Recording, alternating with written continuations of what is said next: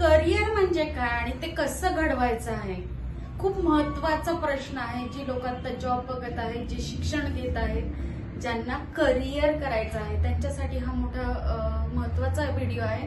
तुमच्या घरात अशी लोक असतील तर त्यांच्यापर्यंत हा पोहोचवा. नमस्कार, मी मधु कुलकर्णी स्वागत करते तुमचं गेट शुअर जॉब मध्ये. जॉब सगळेच जण करतात, पण काही लोक करिअर करतात. म्हणजे नक्की काय करतात बघा. करिअर म्हणजे काय?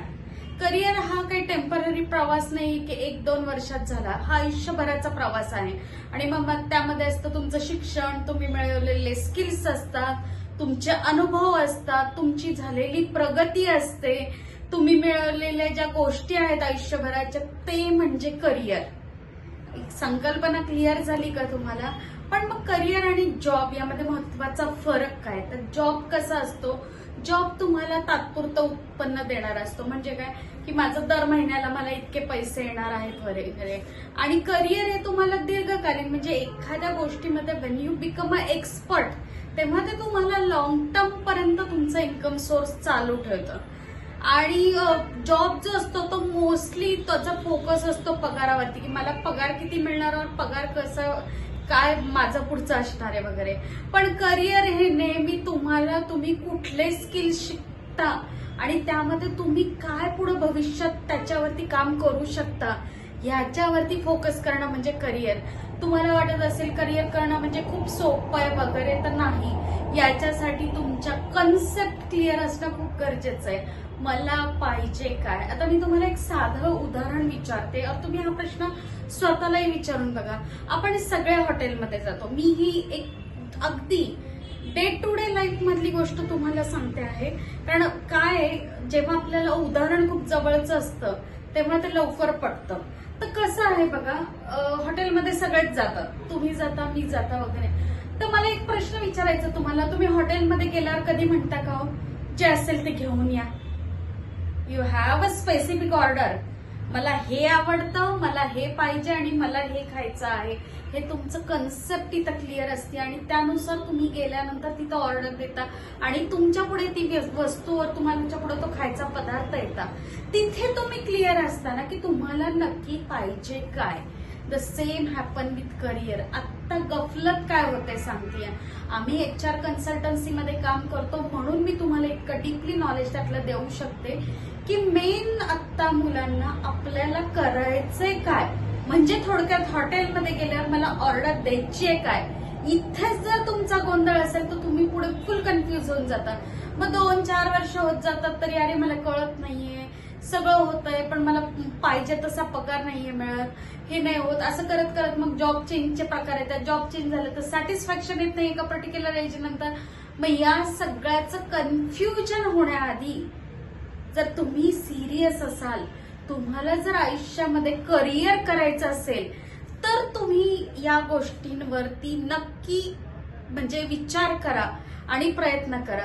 आता करिअर करणं का महत्वाचं आहे, काय त्याचे फायदे होऊ शकतात, की जसं तुम्हाला त्यामधून आर्थिक स्थैर्य मिळेल. जेव्हा तुमच्याकडे स्किल सेट स्ट्रॉंग असतात, तुम्हाला भीती नाही राहणार माझा हा जॉब गेला तर मी काय करू, माझं पुढं कसं होईल वगैरे. यू गेट आर्थिक स्थैर्य, कारण तुम्ही असं तुमच्याकडे स्किल असतं की तुम्ही कुठेही गेलात तरी चमकाल. नंतरचं असतं तुमचा वैयक्तिक विकास होतो. त्यातून वैयक्तिक विकास होतो म्हणजे तुम्ही स्वतः त्यामध्ये विकसित झालेले असतात, तुमचा स्किल सेट स्ट्रॉंग झालेला असतो. नंतरचं असतं आत्मविश्वास तुमचा वाढतो. आत्मविश्वास जेव्हा तुम्ही त्या कामामध्ये एक्सपर्ट बनता तेव्हा तुमचा आत्मविश्वास हा वाढलेला असतो. नंतरचा मुद्दा आहे समाधान. समाधान फार महत्वाचं आहे. पैसा आहे पण समाधान नाही, अशा आता आपल्याला हजारांनी लोक सापडतील. केलेल्या कामाचं satisfaction at the end of the day, तुम्ही जेव्हा बेडवरती जाऊन पडता, मी हे काम केल्यावर मला जमल्यावर त्या केलेल्या कामाचं समाधान मिळणं फार गरजेचं आहे. ते जेव्हा मिळतं तेव्हा तुमचं ते सॅटिस्फॅक्शन लेवल वेगळी असते. त्यानंतर असतो तुमचं ओळख वाढते, तुम्हाला सन्मान मिळायला सुरुवात होतो की अरे he is too skilled in this field, असं लोक तुमची ओळख करून द्यायला लागतात आणि तुमच्याकडे चांगल्या संधी यायला सुरुवात होते. म्हणून करिअर करणं महत्वाचं आहे. पण मग कसं करायचं, कसं घडवायचं करिअर, हे फार महत्वाचं आहे. तर यामध्ये असतं तुम्ही स्वतःचा पहिल्यांदा विचार करा की मला नक्की काय आवडतं, मला कशात काम करायला आवडेल, हा महत्वाचा मुद्दा आहे. त्यानंतर तुमचं ध्येय जे आहे, ते तुमचं टार्गेट आहे ते क्लिअर करा. ते जर क्लिअर असेल तर तुम्हाला रस्ता कळेल की कुठल्या रस्त्याने जायचं, पण तेच नसेल तर तुमचं सगळं कन्फ्युजन व्हायला सुरुवात होईल. ते योग्य वेळेची निवड करा, योग्य गोष्टींची निवड करा की तुम्हाला काय योग्य आहे तुमच्या स्वतःसाठीच, तुमच्या लाईफसाठीचं. त्या योग्य गोष्टी शोधा आणि त्याचं तुम्ही विचार करा. कौशल्य वाढवा. तुम्हाला जी गोष्ट आवडते त्यामध्ये तुम्ही इन डेप्थ नॉलेज घ्या. वरवरचं उथळ नॉलेज काही कामाला येत नाही.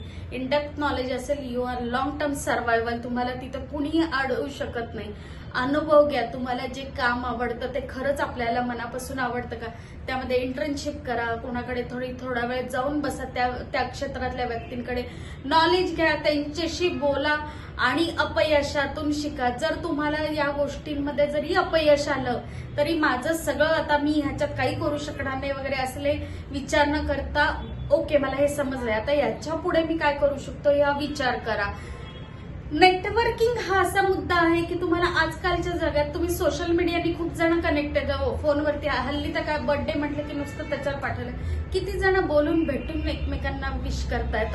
किती गोष्टी यामध्ये तुम्ही काम करा, ते फार महत्वाचं आहे. तसंच तुम्ही नोकरी किंवा व्यवसायात असेल तर तुमचं नेटवर्किंग फार गरजेचं आहे. कधी कोण कुठला माणूस उपयोगाला येईल तुम्हाला सांगता येत नाही.